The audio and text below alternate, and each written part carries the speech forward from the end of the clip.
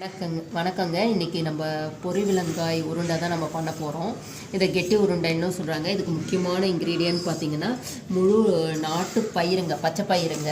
அதை நம்ம வறுத்துட்டு தோலை நீக்கியிருக்கோம். கிட்டத்தட்ட 1 கிலோ பருப்பு எடுத்ததுக்கே எனக்கு தோல் பாருங்கள் 300 கிராம் கிட்ட வந்திருக்குங்க.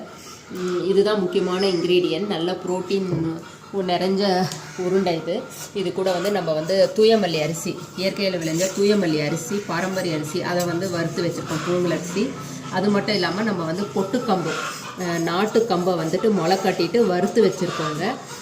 கூட எள்ளு வறுத்து வச்சுருக்கோம். அது மட்டும் இல்லாமல் நம்ம தேங்காவுமே நல்லா முத்தின தேங்காவாக எடுத்து நல்லா வறுத்து வச்சுருக்கோம். ஈரப்பதம் இல்லாமல் இருந்தால் தான் இந்த உருண்டை கெடாமல் இருக்கும். அதனால் நல்லா வறுத்து வச்சுருக்கோம். அதே மாதிரி வேர்க்கடலை, ஆர்கானிக் வேர்க்கடலையும் நல்லா வறுத்து அதோட தோல் எடுத்து வச்சுருக்கோம். உடச்ச கடலையும் லைட்டாக வறுத்து வச்சுருக்கோம். முக்கியமாக டைஜஷனுக்கு நம்ம பார்த்திங்கன்னா சுக்கும் வாசனைக்கு ஏலக்காவும் சேர்த்துருக்கோம்.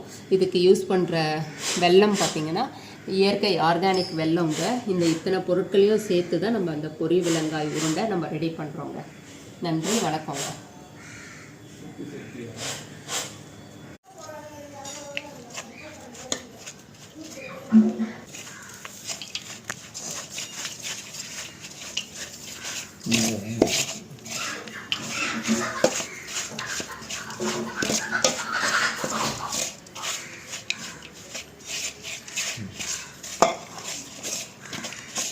பொருள் விலங்காய் உருண்டையை தாங்க பிடிச்சிட்ருக்கோம். இது கொஞ்சம் சூடாகவே பிடிக்கணும். ஆக்சுவலாக கெட்டி உருண்டைன்னு சொல்கிறாங்க. ஆக்சுவலாக எனக்கு இந்த உருண்டெல்லாம் புதுசு தாங்க. யூடியூப் பார்த்து தான் நான் பண்ண ஆரம்பித்தோம்.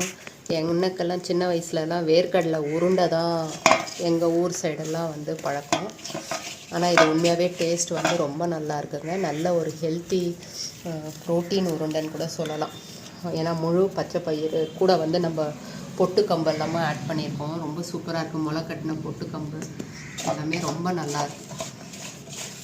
1 மந்த் ஆனாலும் கெடாதுங்க. தேங்காய் போட்டிருக்கோம், எள்ளு போட்டிருக்கோம், வேர்க்கடலை, உடச்ச கடலை, சுக்கு